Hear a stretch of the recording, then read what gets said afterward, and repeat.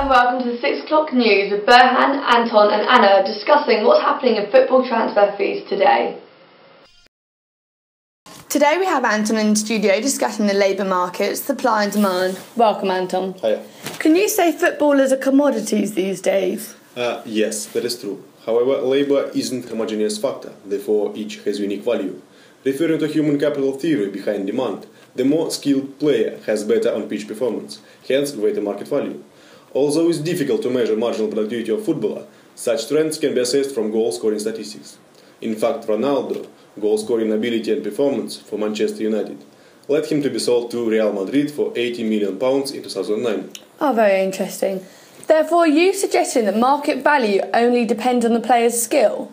Not only, since the amount of top strikers is limited and their talent is unique, the supply curve is perfectly inelastic. As you can see from the graph, transfer fees determined by demand condition. Demand for players often allow price to increase even further, such as recent transfer with Ivan Percy. The initial bid for 15 million was rejected with 3 teams pushing him. Eventually, he was sold for 24 million due to increased bid from Manchester United to capture his striker. Furthermore, transfer is very competitive and clubs face international competition as well as domestic. Hence, promote an auctional principle. The highest bidder gets a player. Finally, the transfer fee have been driven enormously, since the rich club owners can overpay the market price. Oh, very interesting. Up next, we have Burhan discussing the revenue broadcasting issues, again relating to transfer fees. Thank you. Up next, we have Burhan at the Emirates Stadium discussing how broadcasting revenue affects transfer fees. Hello? Burhan, can you hear me? Hello? Hi, I think I'm having some technical issues here.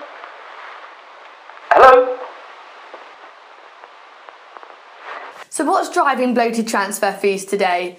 Through the constant technological innovation, such as high definition and the willingness to outbid all outcomers for the rights to screen Premier League football in the UK and internationally, Sky has turned football into a goldmine. Would you agree? Yes, you're completely right, Noah. However, in the 2013-16 season, BT have also made a big bid and have won some contracts in the Premier League. Sky will actually pay £760 million now to show 116 Premier League games a year. It was previously £540 million. In other words, they pay £6.6 million a game, up by 40%. BT, the newcomers, will be paying £246 million a season, equivalent to £6.5 million a game.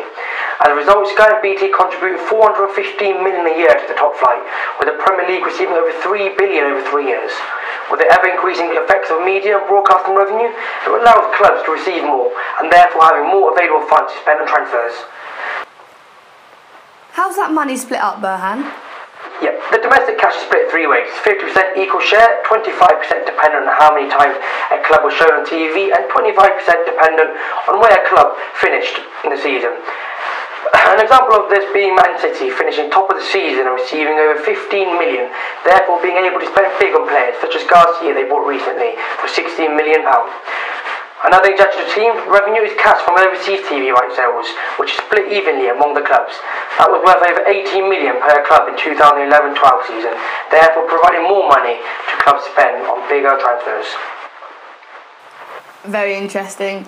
Does winning cups and being shown playing in big competitions play a part in how much a club receives? Yeah. Deloitte mentioned that a huge bulk of broadcasting revenue is achieved by UEFA Champions League.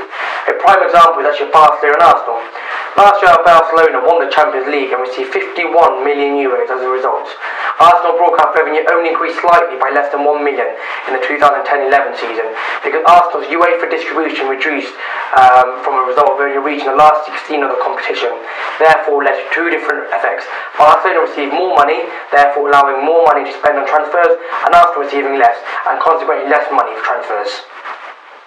Thank you very much, Burhan. Thanks for your time. Looking at our live Twitter feeds, reoccurring questions are: what effect has the Bosman ruling had on the football transfer fees? And does ownership have an influence on transfer fees as well?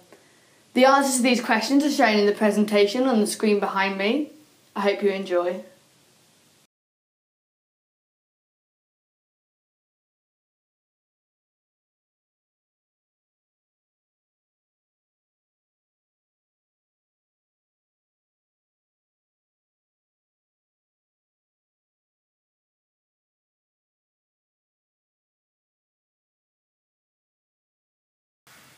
Thank you for listening to the 6 o'clock news for the business and sport of entertainment. Today I had Anton, Burhan, myself, Anna, discussing the football transfer fees today.